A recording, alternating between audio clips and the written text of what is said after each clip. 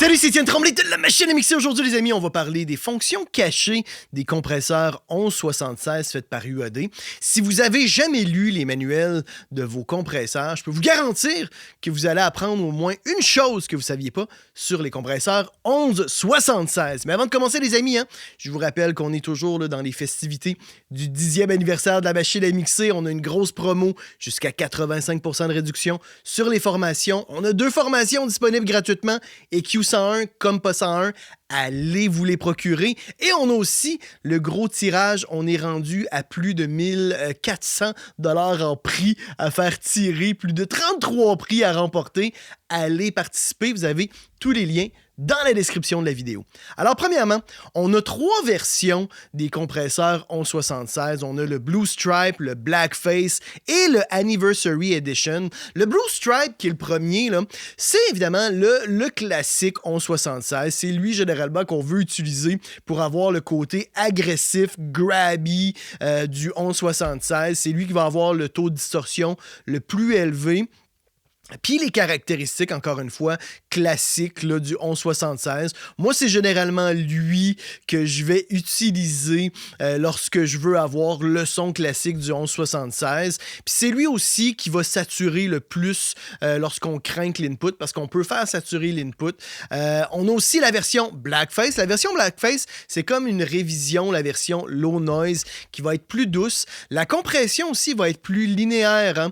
Fait qu'on va moins avoir ce côté-là de compression agressive là, du 1176, puis il va s'adapter aussi un petit peu plus, va être un petit peu plus program dependent, comme on dit.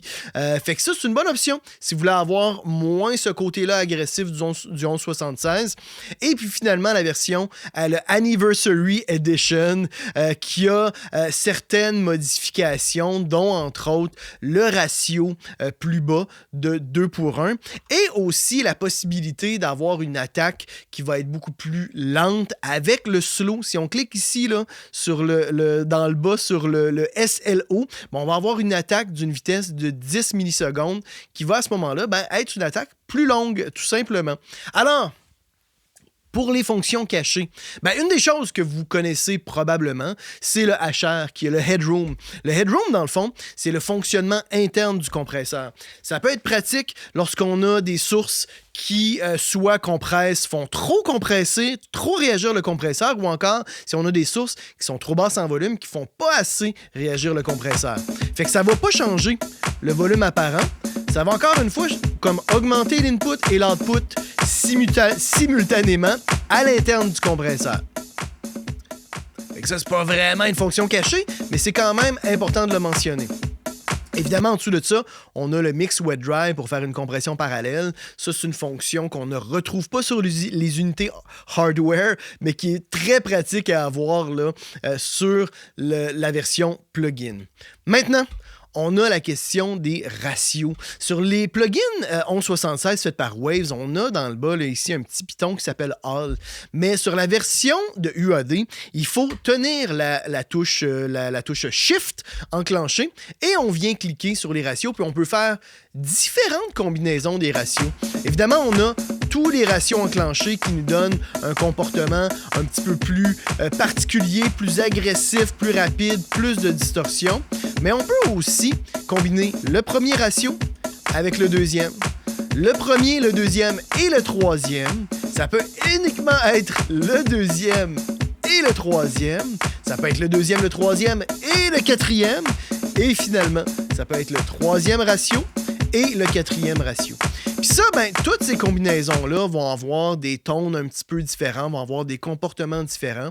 Moi, personnellement, j'aime bien, sur certaines voix hip-hop, combiner le 4 puis le 8 en même temps avec un release assez rapide. Puis ça va donner une voix qui va être très agressive, très slammée, très écrasée, très, très cool sur certaines voix qu'on veut vraiment bien cruncher, là.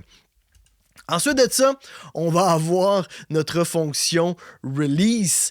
Ici, là, on a en fait une fonction sidechain en dessous de notre piton de release qui va être enclenchée, qui va donner moins d'emphase aux basses fréquences, puis plus d'emphase aux hautes. Puis ça, c'est pas toujours évident parce qu'en réalité, des fois, quand on l'enclenche, je vais le remettre en 4:1, là.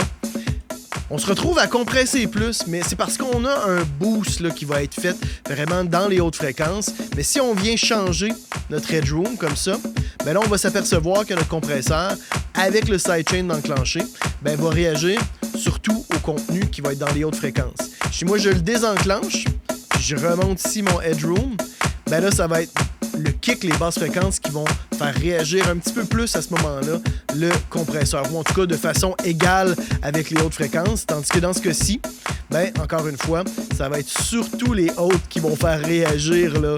Il va y avoir une emphase sur les hautes fréquences. Mais des fois, c'est pas toujours évident parce que ben, quand on l'enclenche, ça compresse plus. Fait que jouer à ce moment-là avec le headroom ou diminuer à ce moment-là l'input pour avoir le taux de compression qui va vous satisfaire. Puis finalement, une de mes fonctions cachées préférées, c'est le fait de pouvoir mettre l'attaque à off. Puis le compresseur ne compresse plus. Puis on peut l'utiliser comme un tone machine. On peut l'utiliser comme une forme de saturation analogique. Très, très cool. Là, je vais baisser mon input. Comme vous voyez, là, le compresseur ne réagit plus, ne compresse plus. Et puis là, on peut venir faire saturer l'instrument. On peut venir cruncher à peu près n'importe quelle source. On peut utiliser ça comme tone machine. C'est une belle compression. Moi, je trouve ça vraiment intéressant. Puis ben, chacun des compresseurs, évidemment, va avoir une sonorité un petit peu différente là, d'un compresseur à l'autre. Si j'en... Excusez-moi pour ça. Fait qu'encore une fois, ça nous donne une compression qui est un petit peu l'équivalent de faire saturer une console analogique. Très, très cool comme palette de couleurs. Puis c'est, moi, une des fonctions cachées que je préfère sur les 1176 faites par UAD.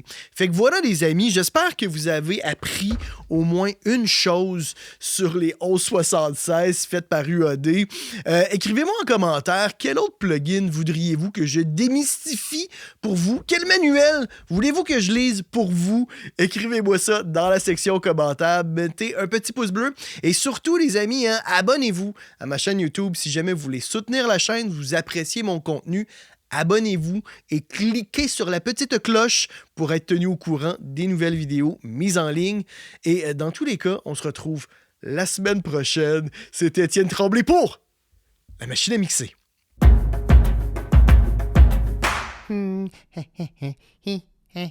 Abonne-toi. N'aie pas peur. Allez, clique.